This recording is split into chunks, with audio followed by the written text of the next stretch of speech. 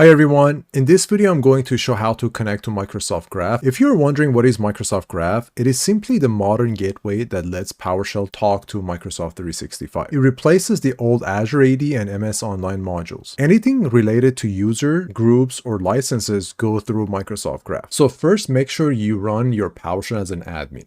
Then make sure your account has a role like global reader, user administrator, or global administrator. So those are the prerequisites to start the process. First step is going to install the Microsoft Graph module. And here's the command.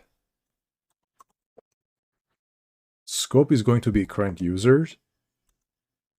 And I'm going to press enter. This installs the Microsoft Graph PowerShell module, and you only have to do this once per machine. Here I'm going to say yes. I'm going to say yes to all. All right, so the first step is over. It took almost 7 minutes to complete. So just wait and make sure when you see completed here, it means that you're done with the first step. Now I'm going to connect to the Microsoft Graph. If you ever encounter this error message after running Connect-MgGraph Graph, we need to use a different command. And what this command does, it completes the browser sign-in step first and then connects it to Microsoft Graph. And here's the command.